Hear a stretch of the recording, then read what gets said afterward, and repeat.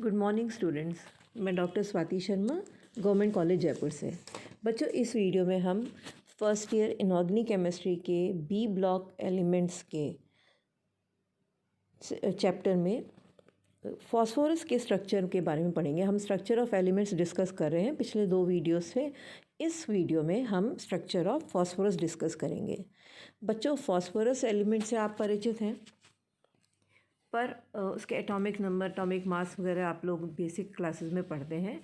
हम इस लेक्चर में फॉस्फोरस के एलोट्रॉप्स, अपरूपों के बारे में पढ़ेंगे कि कोई एक एलिमेंट कितने मॉलिक्यूलर फॉर्म्स में, डिफरेंट मॉलिक्यूलर फॉर्म्स में एग्जिस्ट कर सकता है। फॉस्फोरस बहुत सारे एलोट्रॉपिक रूप फॉर्म्स में मिलता है और उसमें से हम इस सेशन में, इस वीडियो में वाइट फॉस्फोरस, रेड फॉस्फोरस और ब्लैक फॉस्फोरस के बारे में पढ़ेंगे। वाइट फॉस्फोरस जो है बच्चों, वो टेट्राहेड्रल मॉलिक्यूल होता है। P4 फॉस्फोरस का टेट्रा एटॉमिक फॉर्म, फॉस्फोरस के वो अणु जिसमें 4 एटम्स हैं और वो चारों एटम्स किस तरह एक दूसरे से जुड़े हुए हैं? टेट्राहेड्रली, चतुष्फल के रूप में। वो फॉस्फोरस वाइट फॉस्फोरस कहलाता है और ये सफ़ेद रंग का होता है। वाइट फॉस्फोरस के टेट्राहेड्रल मॉलिक्यूल्स होते हैं जो कि दुर्बल वैन डर वाल्स बलों द्वारा परस्पर जुड़े रहते हैं। यानी जो टेट्राहेड्रल मॉलिक्यूल्स हैं वो आपस में एक दूसरे से weak van der Waals forces से जुड़े रहते हैं। और जो P4 मॉलिक्यूल्स होते हैं उनमें PP फॉस्फोरस बंध लंबाई जो है वो 2.11 एंगस्ट्रॉम होती है। यानी आप मॉलिक्यूल देखेंगे एक बार, मॉलिक्यूल का जो स्ट्रक्चर है उसमें ये जो फॉस्फोरस एटम के बीच की जो दूरी है वो 2.11 एंगस्ट्रॉम है। और फॉस्फोरस के बीच में जो बंध कोण है, जो बॉन्ड एंगल है, वो 60 डिग्री का होता है। P4 अणुओं में PP बंध लंबाई 2.11 एंगस्ट्रॉम और इनमें बंध कोण जो है वो 60 डिग्री पाया जाता है।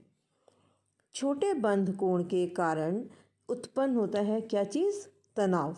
मॉलिक्यूल में, अणु में जो परमाणु हैं वो आपस में जो बंधे हुए हैं वो बहुत स्थायी न हो करके तनाव में, स्ट्रेस और स्ट्रेन के बारे में आप जानते हैं मॉलिक्यूल्स में। वही स्ट्रेन जो है इन मॉलिक्यूल्स में पाया जाता है। क्यों पाया जाता है? क्योंकि बंध कोण जो है वो 60 डिग्री है, बहुत कम है। और ये जो अणु है इस वजह से, इस तनाव की वजह से बेहद क्रियाशील होते हैं। फॉस्फोरस में अंतर्नाभिकीय अक्ष पर कक्षीय अतिव्यापन होता है और उसमें वो जो अतिव्यापन है वो फॉस्फोरस बंध जो है वो नहीं बन पाता। कैसा बंध नहीं बन पाता? जो PP ओवरलैपिंग है, p ऑर्बिटल की जो ओवरलैपिंग है वो स्ट्रेट बॉन्ड नहीं बना पाती, वो बेंट बॉन्ड बनाती है। यहाँ पे हम क्या कहना चाह रहे हैं कि जो स्ट्रेन है वो उसके अतिव्यापन के तरीके में भी परिलक्षित होता है। जो PP बॉन्ड है वो कोएक्सियल अक्ष पे जो है वो अतिव्यापन नहीं कर पाते। कोएक्सियल नहीं, एक्सियल अतिव्यापन, अक्षीय अतिव्यापन नहीं कर पाते। ये जो PP बॉन्ड बनता है वो अक्ष पर सीधा बंध नहीं बना पाता, मुड़ा हुआ बंध बनता है, बेंट बॉन्डिंग होती है। अब इसकी वजह से जो झुका हुआ बंध बनता है वो आप चित्र में देखिए, यहाँ पर ये रहा। ये जो बंध है, ये जो ट्रायंगल दिखाया है डॉटेड लाइन से, वो हमने स्ट्रेट लाइन दिखाई है। अगर 60 डिग्री कोण बनाने के लिए PP ओवरलैपिंग अगर स्ट्रेट लाइन पर होती, अक्ष पर होती, तो ये डॉटेड लाइन पे ओवरलैपिंग होती। पर ये डॉटेड लाइन पे ओवरलैपिंग ना हो करके मुड़ी हुई बंध है, झुका हुआ बंध है। जो वास्तविक बंध बन रहा है वो आपको चित्र में दिखाया गया है। इस वजह से जो ये फॉस्फोरस है इसका अणु स्ट्रेन्ड है। बच्चों, अब बुक में जो बात नहीं लिखी गई है मैं वो बताना चाहती हूँ आपको, बहुत इम्पॉर्टेंट और अच्छी कैरेक्टरिस्टिक है इसकी संरचनात्मक विशेषता की वजह से। कौन सी विशेषता?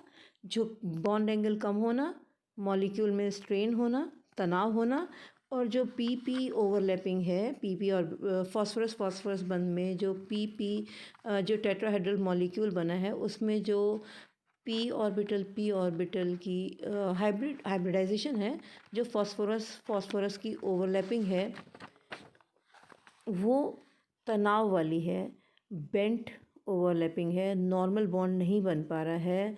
वो जो चारित्रिक विशेषता है उसकी वजह से ये जो वाइट फॉस्फोरस है वो पायरोफोरिक है। पायरोफोरिसिटी से क्या मतलब होता है?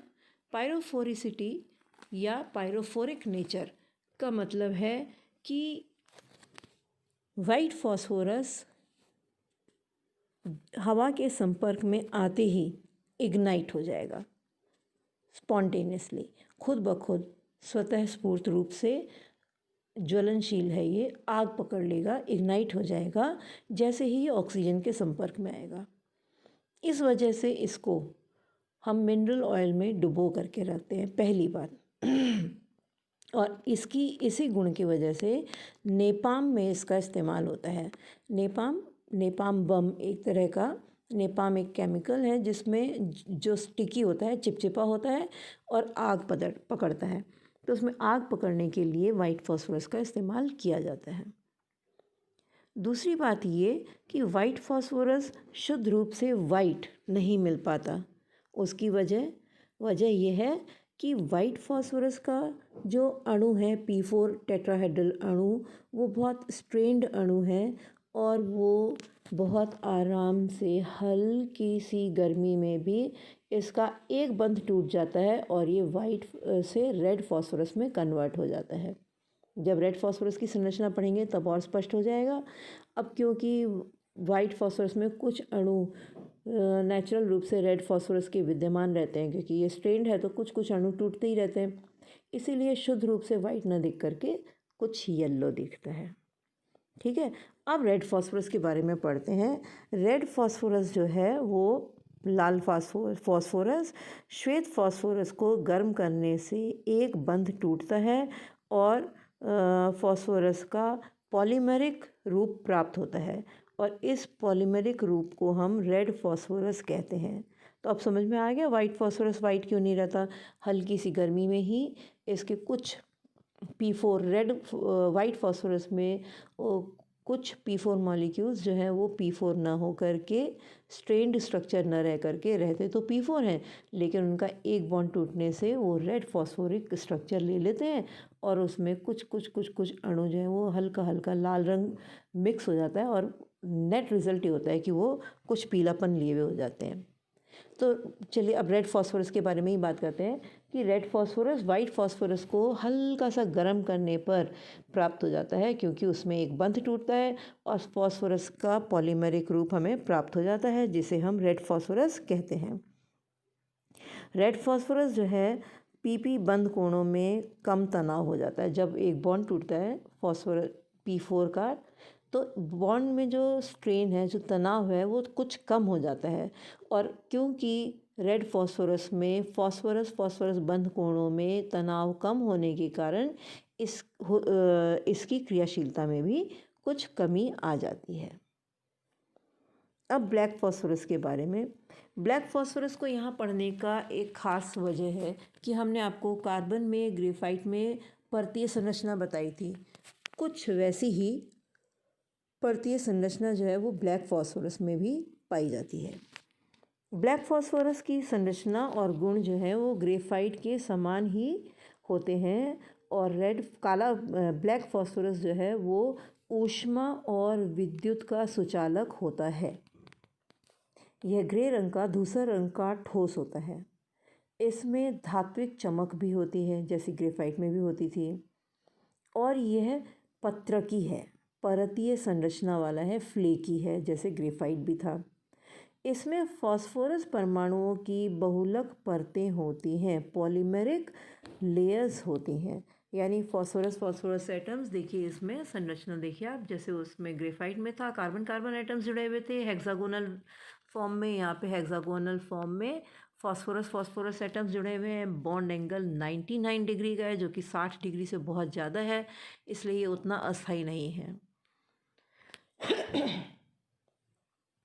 फास्फोरस बंध की लंबाई इसमें 2.18 एंगस्ट्रॉम है। चलो, इसमें पॉलीमेरिक लेयर्स होती हैं जिनमें फास्फोरस परमाणु प्रबल रूप से सहसंयोजक बंधों द्वारा आपस में जुड़े रहते हैं। ग्रेफाइट के समान ही, ग्रेफाइट की तरह ही फास्फोरस परमाणुओं की परतें भी वैन डर वाल्स फोर्सेस द्वारा आपस में एक दूसरे से जुड़ी रहती है। इसका मतलब है कि 2 डायमेंशनल फास्फोरस की ये लेयर है जो एक आपको दिखाई गई है, यह लेयर अपने नीचे की दूसरी लेयर से weak van der Waals forces से जुड़ी हुई होती है। और इस लेयर, ये जो एक लेयर आपको दिख रही है और नीचे वैन डर वाल्स से फोर्सेस से जुड़ी हुई दूसरी लेयर के बीच में जो दूरी है वो 3.68 एंगस्ट्रॉम होती है, जो कि ग्रेफाइट की लेयर्स की दूरी से कुछ ज़्यादा है। वहाँ पे 3.40 एंगस्ट्रॉम की दूरी थी, यहाँ पे 3.68 एंगस्ट्रॉम की दूरी है। फास्फोरस के एलोट्रॉप्स में ये जो फॉर्म है ये सबसे अधिक मेटेलिक है और इसे आमतौर पर हम क्या कहते हैं, मेटेलिक फास्फोरस कहते हैं। वैसे फास्फोरस क्या है, नॉन मेटेलिक है, पर इसमें मेटेलिक शाइन जैसे कि ग्रेफाइट में भी थी, किस वजह से है, चौथा और पांचवा इलेक्ट्रॉन फ्री होने की वजह से। ठीक है, और इसीलिए क्योंकि उसमें वो शाइन, मेटेलिक शाइन आ जाती है, इसको मेटेलिक फास्फोरस भी कहते हैं। यहाँ पे ये बात ध्यान रखना बहुत ज़रूरी है, फास्फोरस एक अधात्विक तत्व है, नॉन मेटेलिक एलिमेंट है, पर क्योंकि इसमें धातुओं की तरह से चमक आती है इसलिए इसे हम धात्विक फास्फोरस कहते हैं। तो आपको ऑब्जेक्टिव टाइप क्वेश्चन क्या आ सकता है यहाँ पे कि धात्विक फास्फोरस के किस अपरूप को कहा जाता है। तो किस अपरूप को कहते हैं, ब्लैक फास्फोरस को, काले फास्फोरस को फास्फोरस का धात्विक अपरूप भी कहते हैं। इस वीडियो में इतना ही, धन्यवाद।